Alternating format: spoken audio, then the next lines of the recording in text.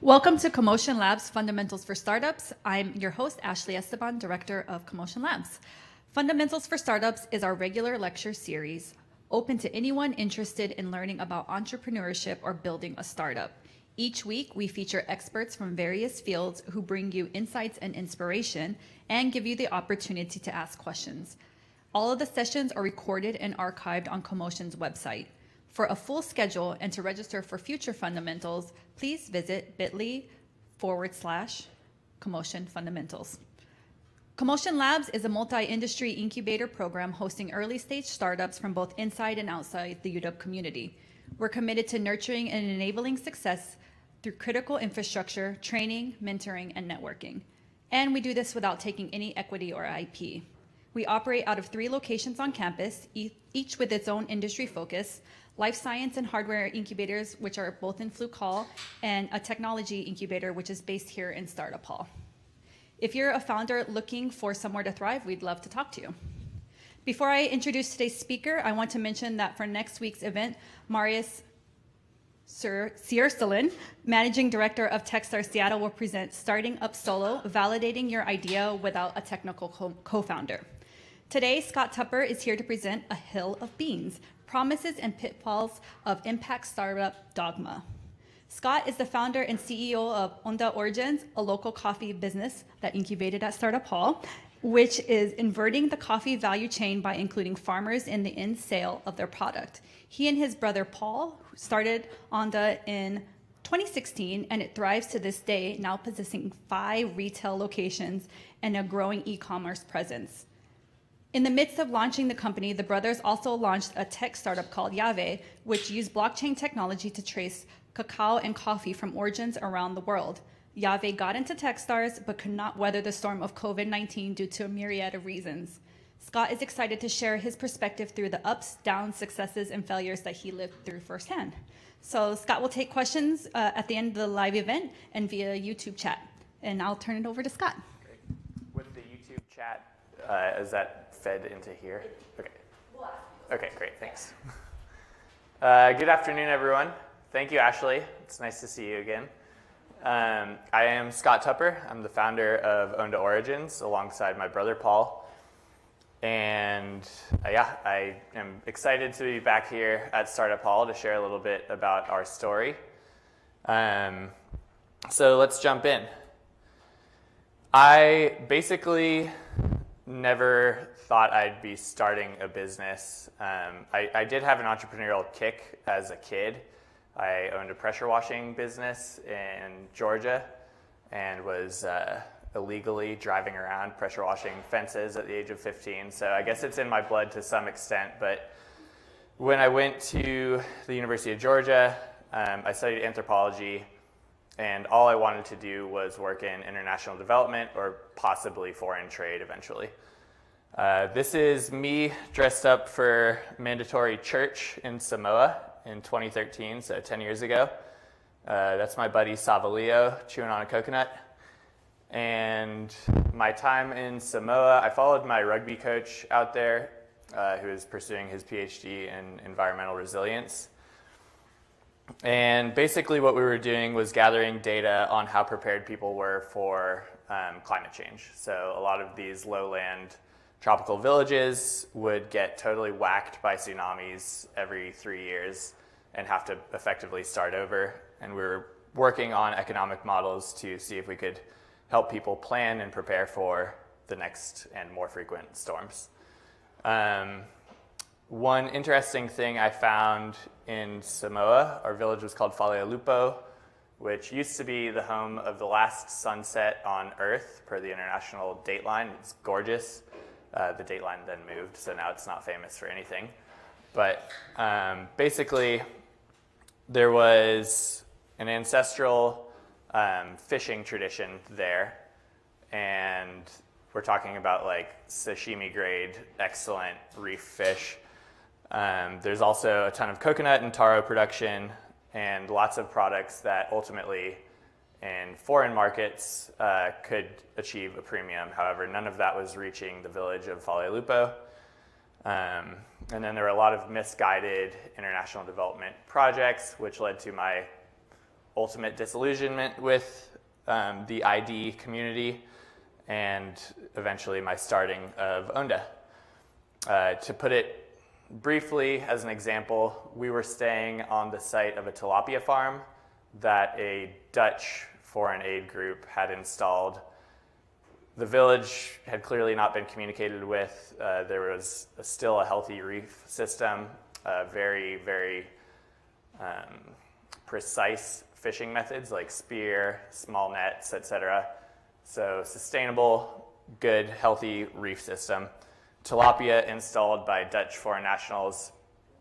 Tilapia escape from farm, get into their freshwater supply, which is in a little reservoir behind, and completely annihilate all of the native species of fish that were in the freshwater.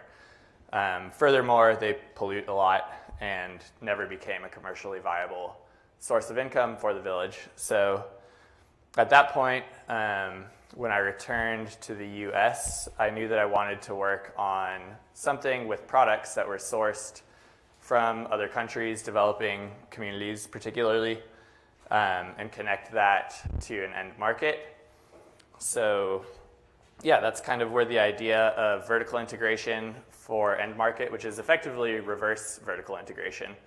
The idea that a farmer of coffee or coconut or whatever can be paid as though they were an owner of a cafe, to us seemed revolutionary and was basically a flip of the early 20th century industrialist model of vertical integration, where you have people like Henry Ford buying rubber plantations in Brazil. There's still an abandoned town called Fordlandia in Brazil. Company town, company store, all the kinds of abuse that go alongside with that. So we wanted to flip it around and give farmers a part of any cup of coffee that they sold. To put the numbers into perspective really quickly, a single pound of roasted coffee can produce about 20 to 25 cups of coffee.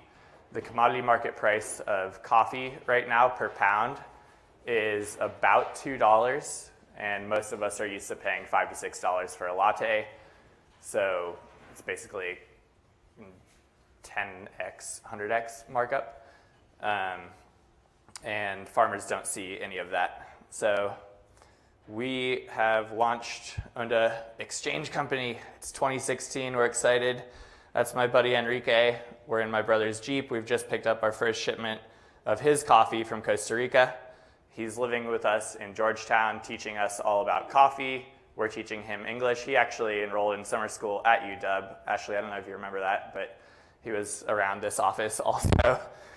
And this is our V1. This is what our bags looked like. We wrote them by hand. Enrique signed his own bags, which in a full circle moment last week, he was here doing that for people, almost more like a celebrity than a day laborer, as he was in 2016. But we got some early market validation. We were able to, thanks to Enrique, I'm going to skip up forward really quick, get into Canlis. So we went there and did a pour over for the staff, and we were able to bag their quarterly coffee contract, and we were over the moon excited about that because of the name recognition that comes with Canlis. However, Canlis is a restaurant for evening fine dining, and they use about 2 pounds of coffee a week, which is not in fact a business. So we were able to also get into a couple of the studios at Microsoft, who source from local coffee roasters, as well as Whole Foods. Now I'm going to back it up. We had a lot of challenges in the early days. For one thing, I had no idea what I was doing with coffee. I also had no idea how to start a real business. Pressure washing is one thing, but like an actual business, I was clueless. So I went to the Small Business Administration SCORE office in Belltown and just started sitting in on their little chit chats, which was a great start. I met some wonderful advisors through that. But I also took every word literally and started killing myself creating pitch decks, executive summaries, all this stuff before we really had any sales traction or market validation. The other thing to bear in mind that was just categorically a bad idea was that Seattle's the most saturated coffee market in the world. So if you're noodling on an idea, make sure there's a lot of room in your market or you have a niche carved out. We were able to address the zero funding and the differentiator through our vertical integration and through working on mission and vision exhaustively. And nothing says it better than having Enrique or any of our farm partners here explaining the difference themselves to people. But yeah, through friends, family, local angels, we were able to get enough startup capital to get going. I was at the time catering and bartending around town at what is now the Octopus Bar, if any of you live around here. It used to be called the Iron Bull. And I quit in 2016. My brother quit about a year later once we got the Microsoft contract. And for about a year, it was just us, and then we hired a couple of other people. All the while, we're trying to position this as some sort of like fast growth e-commerce brand that's going to reach households around the US with subscription coffee from different farmers around the world, to a point where we were actually trying not to ever roast coffee at all and just connect. That didn't work for various reasons as well. So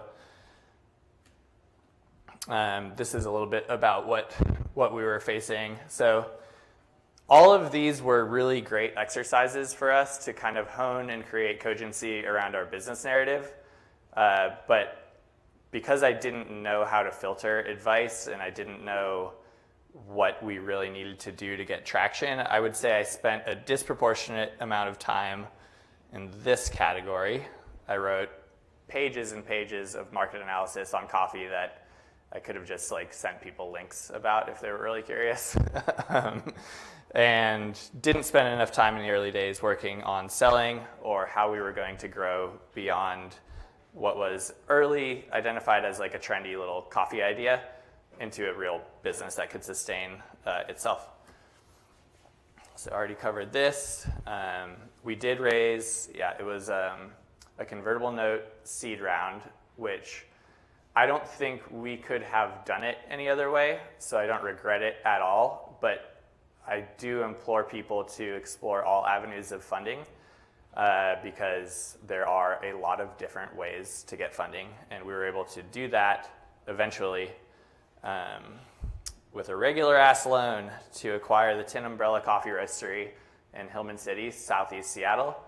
For that, we worked with the Rainier Valley Community Development Fund, and that gave us the ability to create routine, regular cash flow, as well as a presence in this market. I know that a lot of this won't apply directly to extremely tech-enabled startups, but I think the takeaway of having something that creates effectively fixed income, it just gives you leverage. So if you can create a space, or even if it's online, something that sells itself again and again and again, you can leverage that into loans and other financial instruments that will not dilute you and will not remove you from your own board and will keep you afloat for up to 10 years. That's the term of our loan right now. So that's pretty good.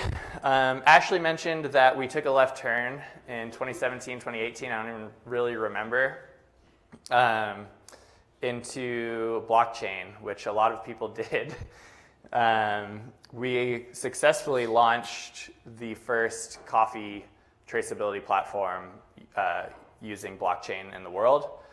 Yvonne Herrera, our coffee farm partner from Guatemala. By the way, I do have some free samples and some photos, stickers, etc. if you want any goodies, but I encourage you to at least check out the photos so you can learn a little bit more about our farm partners. But we got her coffee landed here in 2018. We were so small at the time that we could only use 5 bags. A bag is 150 pounds. That was about our burn for Guatemala in a year. And the other 5 had to be sold to Nordstrom, which at the time operated e-cafes, and they sort of like shared in the marketing buzz around this blockchain traceability project, but it enabled us to get it imported. So win-win for everyone. Very fun time to be in the blockchain and impact space. I think because there was so much buzz around it at that time, not a lot of people had defined revenue strategies for blockchain, and the investment community was okay with that. And I wish that we had thought about that a lot harder in the early days.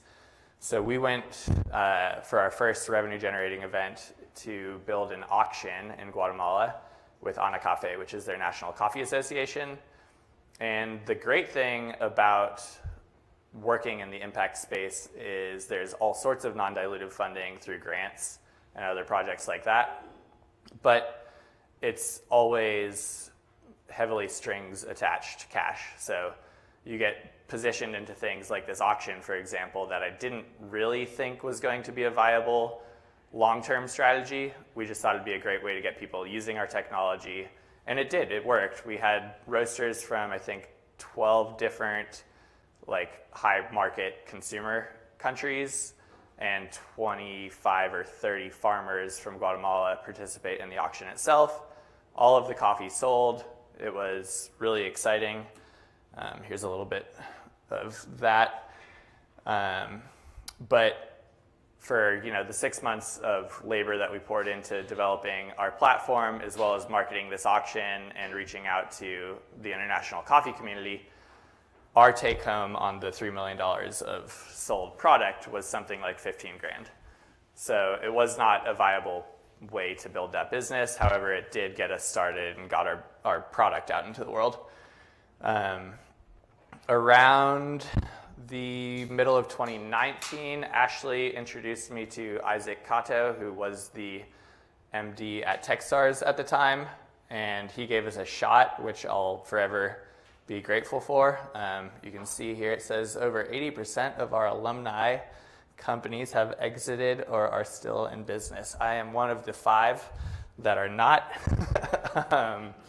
but that's okay. I think we had a lot going on the founding team with family health issues, and our product just wasn't there from a traction standpoint. And I also had to choose between, which I never thought I'd have to, would we pursue Onda and the growth there? We just opened this new cafe roastery, or Yave. I had always seen them as sister companies that supported each other. Onda would launch Yave's tech products, and they would both benefit. Ultimately, we ran out of funding, and that basically killed it. It was also a very scary time to be in the small business food service space because we were locked down. So this is a screenshot from my phone from yesterday when I finished this slideshow. And in my favorites are my partner, my family, my friends, a couple coworkers, and SBA support for the EIDL loan. I called them every morning for a year until we got our EIDL funding. So that's a 30-year loan, which won't come around again unless there's another pandemic. But I bring this up to illustrate that when funding from traditional investor sources runs dry, you can just keep trying and call people every single day, and a bank will help you. As long as you have some degree of traction, you'll find a way. And honestly, as far as Yave is concerned, COVID was the death knell for sure. One co-founder, Canadian, got locked up above the border, could not visit, couldn't pitch in person, couldn't do any of that. The other one had a partner with pretty severe health issues. So that was the end of Yave. Even though we weren't really ready to admit that to ourselves, we eventually did. However, for Onda, it was really a good clarifying forcing function. We had to really trim down on overhead. We had to leave Startup Hall, stop paying, which is really affordable, and we would love to come back someday. But we had to lay off some people, which totally sucked because they were good people. I basically ran the cafe and became our lead barista. My brother ran the roastery, and these are things that when we started the business, we never envisioned ourselves doing, and I'm so glad that we did learn that part of our job. It's made us much more qualified as employers, and I think better at running the business that we have. So at Onda, we were still holding on to this pivot for Yave, which was now integrated to Square. We had a provisional patent for QR checkout, and we were using that product with our customers. And because of all the takeaways I had from Techstars in particular, it was a really great way, and I don't think I even realized it at the time, for me to understand my customer for the coffee shop to a finer level than I ever had. even though I was really still trying to push this tech product on people.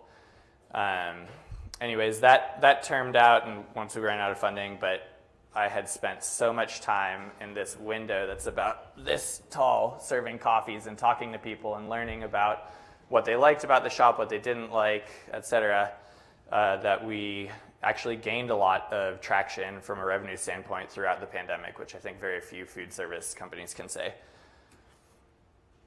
Another takeaway from COVID, which I think really applies beyond the weirdness of the pandemic, but we totally trimmed down our sales channels. We used to sell to a ton of offices, distributors, Whole Foods, Met Market, all sorts of different channels, and even like online third-party marketplaces. None of those really were profitable. And when there's not really a long tail on a coffee company startup in the same way that there might be for a SaaS platform. So if your unit economics aren't making sense with a basic physical product, you have a problem. And so we cut all of those channels and just focused on our own e-commerce as well as our cafe. There were occasional other cafes in the Seattle area who needed coffee who would reach out to us for wholesale.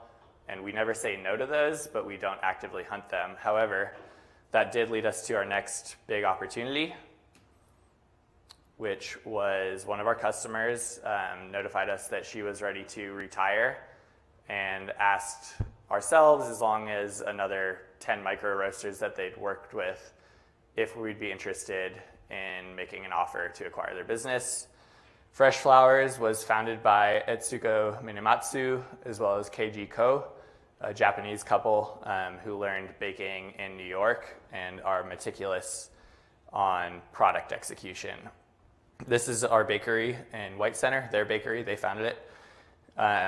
And once we visited the bakery and saw the customer loyalty there, we knew that it was a perfect match.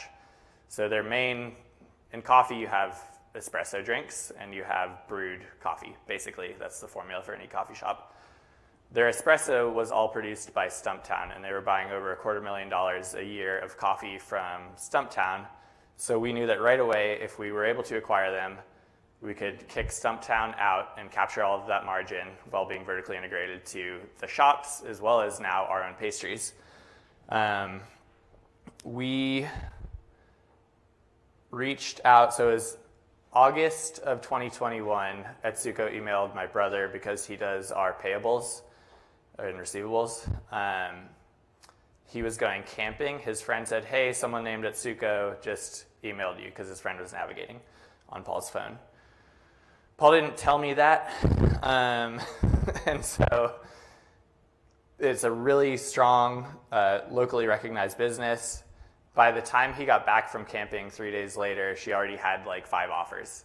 Luckily, all of them were lowball offers, and I, that night, drafted up basically an exclusive letter of intent with cash premiums if I didn't hit certain milestones on the funding roadmap, because I knew that it was kind of our one shot to get to the next level. She signed it that night, and therein I began a journey with 12 different banks of trying to procure an SBA 7A loan. SBA 7A loans are wonderful instruments for small businesses. They are hard to acquire. It's just a ton of due diligence and a lot of paperwork. It's bureaucratic. And that's the big downside around conventional financing versus investor financing, as far as I'm concerned. Like, you, as founders, you only have so much time, and it's really hard to be fundraising through multiple instruments at the same time. So yeah, basically 2 of the banks thought they could get the deal done before the end of the year. Etsuko said that if we didn't, and this was true of anyone trying to buy it, if the deal were not closed by the end of the year, she was going to operate it for another year for tax reasons and just to make sure that she could get the right price. So we got deal approval on something like December 15th.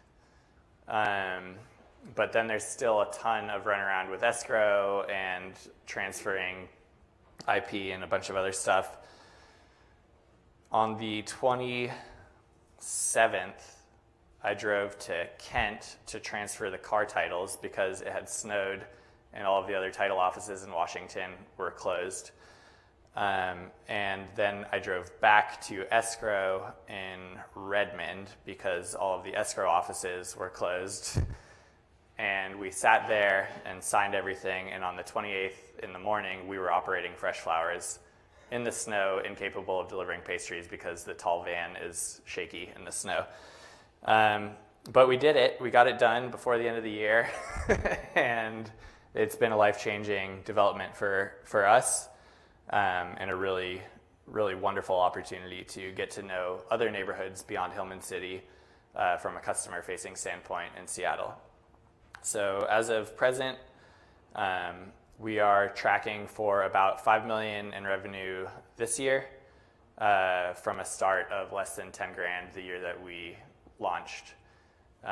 We've invested about $500,000 back into our coffee farming communities through vertical integration, through direct investment into farmer education training, and of course the purchasing of green coffee beans.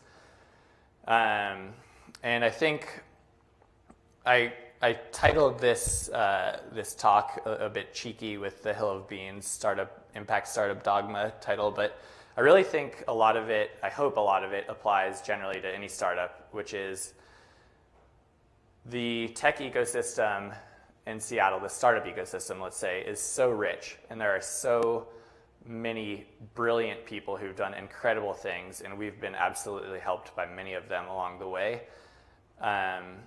But if any of you are founders, and I look forward to getting a chat with you as, you know, once we get to Q&A and beyond, but you have to learn your own business, and you have to call the shots eventually. I spent so much time driving to advisory sessions in Bellevue and working on different financial models, and I don't regret a second of it. But eventually, your time is all that you have, and you have to make decisions for yourself based on what you've learned by trying to sell things. So, yeah, I think that's kind of what I wanted to share. I don't know how I'm doing on time, Ashley. I would say, as of present, we really, for growth, we look for specific tools that we don't have. For example, Starbucks has such a dominant mobile purchasing presence, and we're trying to find someone who worked on that project and is no longer there and can help us figure out how to digitize our customer. And in the early days, you're looking for general legal advice or general whatever, and that's all helpful, but eventually you'll have a sense for what you can grasp and where you're really blind. Specific to the impact thing, but maybe applicable generally as well as mission drift, I think part of what killed Yave was through Techstars, we pivoted 3 times. So we went from blockchain tracing, like bean to cup or bean to bar for cacao or whatever, to trade financing. Then we couldn't find anyone to underwrite the trade finance, and of course we didn't have the money to do it.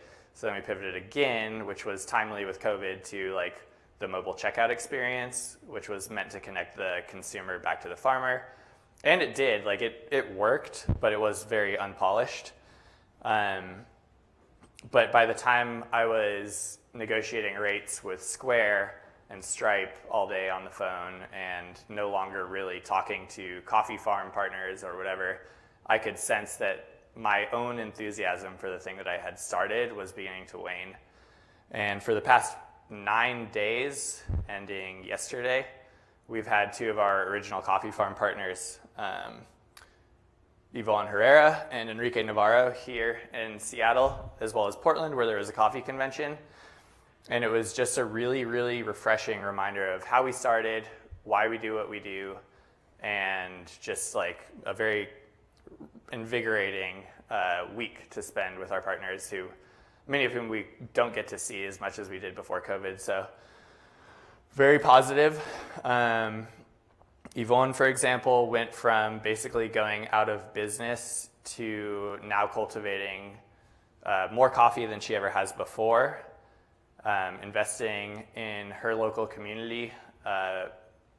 Long story short, the way that coffee is picked is manual, and it's extremely hard to find manual labor in Central America right now. There's been a mass exodus of humans towards the north, Mexico and the US. And right now, generally what happens in Central America is farmers rely on cuadrillas, which is like a caravan basically of pickers, either from indigenous regions of Panama or Western Guatemala, who live in squalid conditions in towns near farms, and then get on a bus, go to the farm, work all day, and then go back to these little motels. Yvonne's been able to hire exclusively from the town of Positos, which is near her farm, and build a ton of rapport with that community, which helps protect her interests locally and also helps empower the local community. Her father is a doctor, and they do medical workshops twice a year for the community for free so that people have access to formal medicine. And Enrique actually just became fully in charge of his farm. His father passed 9 months ago about, and he is now fully booked out to customers in Japan. We're his only customer in the US. He also has some in Northern Europe, which is a pretty upmarket coffee sector. But yeah, that's most of what I wanted to share about our startup journey. It's ever developing and is definitely something that we're continuing to learn. I'm looking forward to hopefully eventually reintegrating some of the technical inspiration into what we do. So for example, with our revenue share right now, these two we can just use on Seattle Techstars portfolio company Remitly. We just send them money through that. It's not that simple with the farm partners we have in the Congo or Indonesia or Brazil, for example. Anything over $3,000 gets audited by the government for money laundering concerns. So we've had to get creative with the movement of money. And I would guess that 95% of our customers still have no idea that we do this. And to me, that's a golden opportunity to get people more invested in the brand, because at the end of the day, that is what we wound up building, even though we didn't know that's what we were starting to build, is a brand. And I think executing on delivering our mission and vision to our customers will only grow our impact for the producers that we work with and the size of the business. But yeah, thank you.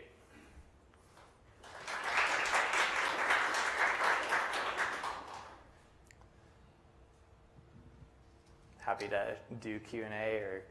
I have a question from YouTube. I know when you were at Startup Hall, you did cuppings or tastings. Yeah. Do you do anything like that now, or what do you do to educate your customers about coffee? Yeah, we just restarted because people seem no longer afraid of swapping spit, but it's every Wednesday at 10 a.m. at Onda Origins, Hillman City, which is 5600 Rainier Avenue South. People are welcome to join. They're open. Very cool talk. How did you navigate the logistics behind shipping from all these different places in the world, and like, what was your primary mode of transportation, and how did you even get it and like figure it out? Yeah, that's a good question, and it was very hard, especially in the beginning. As we've grown, it's gotten easier because of our scale, but effectively, the way that we buy coffee, on average in the world, coffee has 12 different sets of custodians before it reaches the customer. We negotiate farm gate price with Yvonne or Enrique or whoever it may be, so that they know what their take home is, rather than selling basically on consignment to an exporter, which is extremely common. So the challenge we had at the beginning was we're buying 2, 5, 10 bags, whatever it is, a container holds 400, a shipping container. All of our coffee, except occasionally Mexico, comes on freight liners, which are packed to the gills with hundreds and hundreds of containers that are ideally full so that everybody's saving money. We were able to interface with small local exporters to work with other roasters of our size to consolidate containers and piecemeal them together. This never works as well on paper as it does in theory, so often we just pay a lot more, especially in the early days, for the exporting and importing than we would if we had a full container.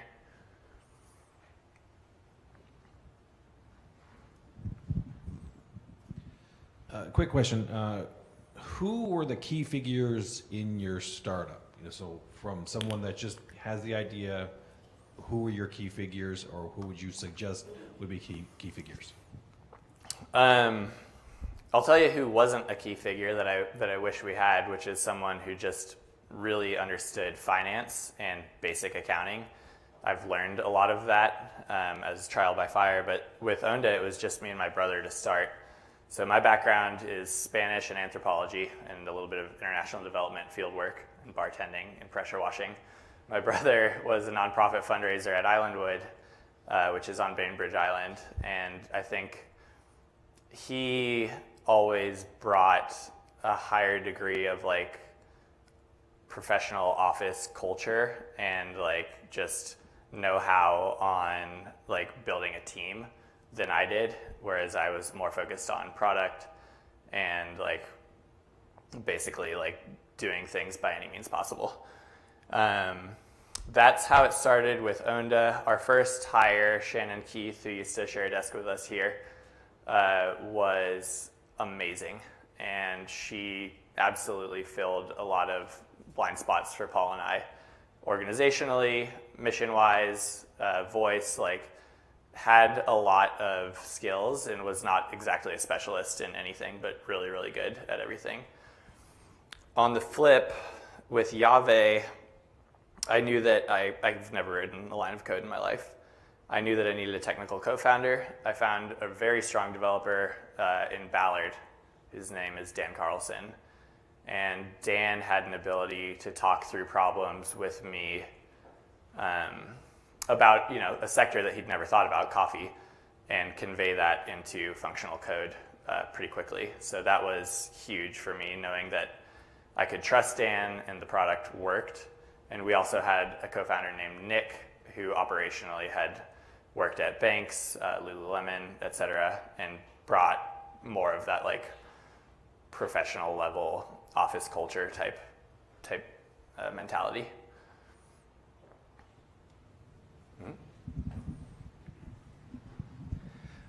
In your slideshow, you mentioned walking away from venture capital. Why? Yeah. Well, for one thing, we were no longer attractive to venture capital by the time our Techstars session had ended. We didn't have any revenue. We were in the middle of our second or third pivot in 3 months, and because of the pressure around demo day and everything that goes with the pageantry of Techstars, we're out there pitching something that's totally half-baked. And in my opinion, for where we were at as a startup, it was more performative than it was actually intentional, because we didn't even know if we had any validation in the market for our new pivot. So that was one part of it. The other was just the absolute level of exhaustion by the middle of 2021. For example, like with the cafe window that I was serving out of, we didn't reopen the inside of the cafe until 2021, July or August. So over a year, we're just doing this weird ritual at the cafe every single day.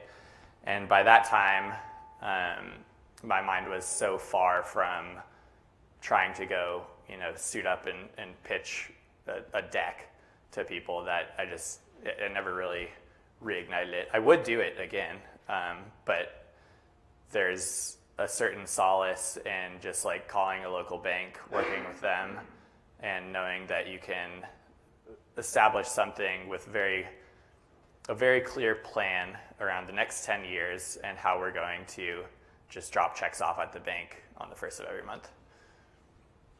I don't know if I answered your question very well. To a degree, yeah. I mean, you explained why you dropped to the Yeah. venture capitalists.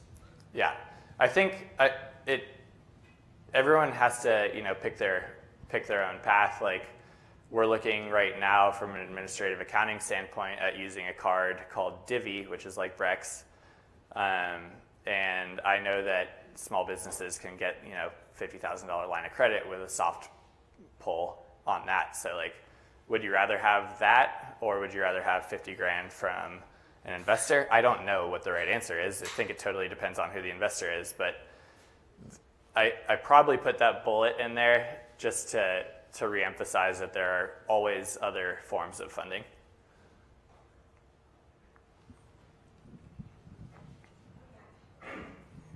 Hello, thank you for your great talk.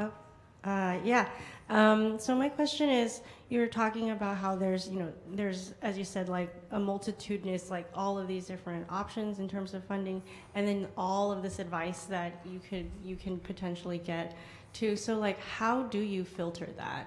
And what would be your strategy for doing that? I think, for one thing, it's been 7 years now, which is crazy to me. So some of it's just come through learning. But if I were to start something tomorrow, I would say, okay, I don't like accounting, and I need to understand the unit economics of what this new idea is going to be. And I'd also really like somebody who's great at marketing, because that doesn't come naturally to me. And then I would ask trusted advisors, do you know anyone who can help in this or that space? I found my favorite part of Techstars was Mentor Madness. Met so many awesome people, and I think a lot of it just has to do with the rapport that you establish with those people in those first couple of meetings. And whereas in 2016, when I'm going to the Small Business Administration SCORE office, which is another acronym that I don't remember what it means, but I'm like, okay, Jerry from Boeing, how do I start a coffee company? So like, there's a lot of naivety there from my part. Whereas I think just selecting people who have done something that inspires you or has direct relevant material benefit to the knowledge that you want to gain is a good way to go about filtering.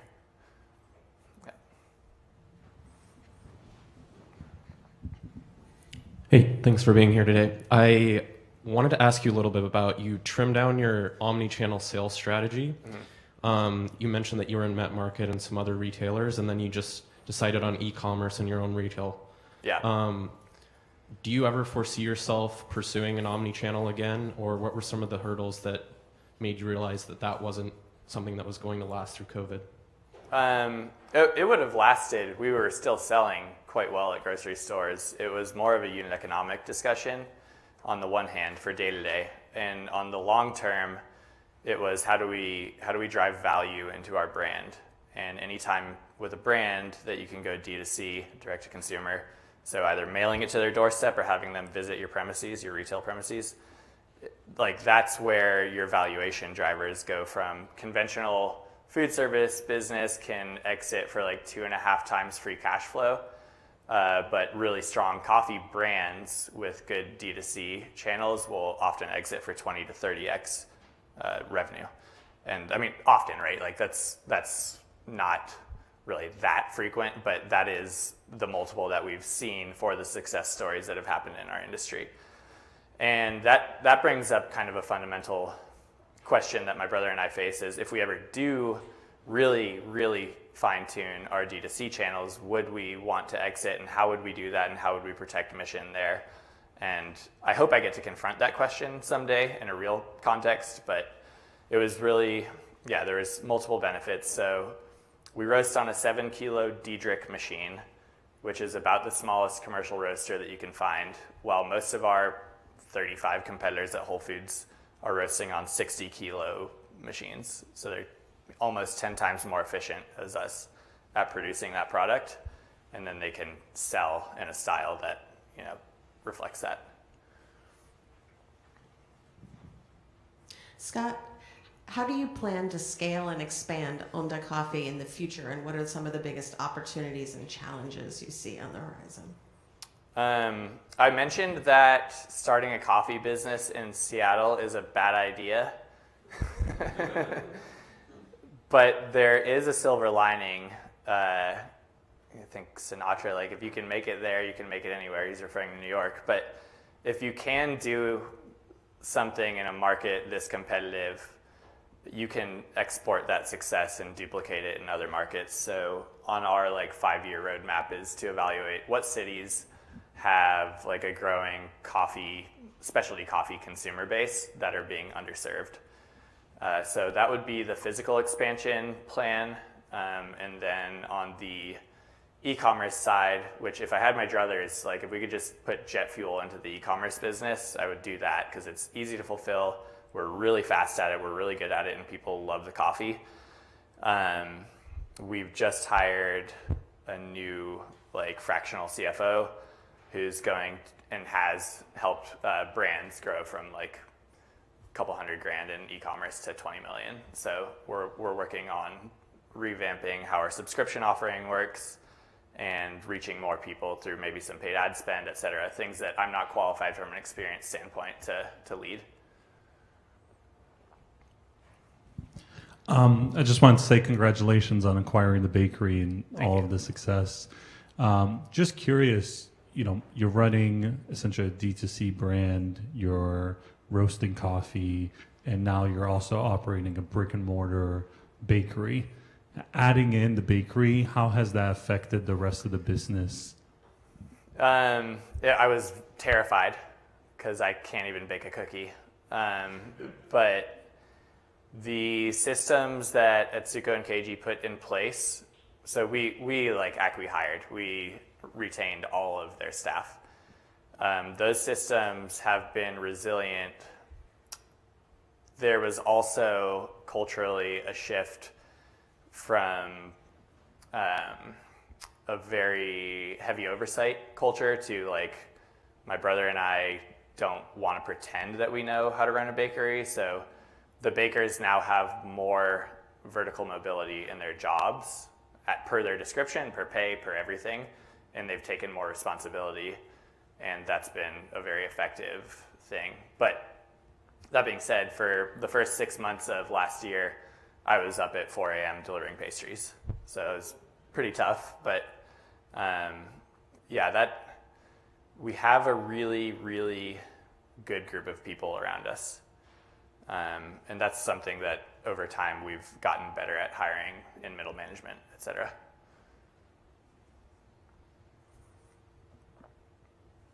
I have another question from YouTube. How do you balance the pursuit of profitability with your commitment to sustainability and ethical practices? Well, our idea is to make those perfectly aligned. So the more that we can become profitable, for example, right now at our cafes, the Guatemalan coffee is $16. And our head roaster, Sarah Johnson, who also has done her own startup and did a lot of stuff with Christy, whose last name is escaping me right now, here at Startup Hall, though. This is Sarah. She came to me the other day and was like, hey, we're about $4 under the Seattle average for local craft roasted coffee on our retail bags. Don't you think that if we raised the prices, that would be better for us and we'd be able to remit more money more quickly to the farmers? And so that's just a tiny example of the growth being good for all stakeholders. And that is, I guess maybe this is part of the walking away from venture. My brother and I are the only 2 members of the board. We still collectively control a majority of the shares of the company. And that's something where having that autonomy to run it true to the way that we founded it has been very empowering. But we weren't even profitable for first 5 years. So it was a long process to get here, and now it's actually so much easier now that we're growing to deliver on time on our mission and better.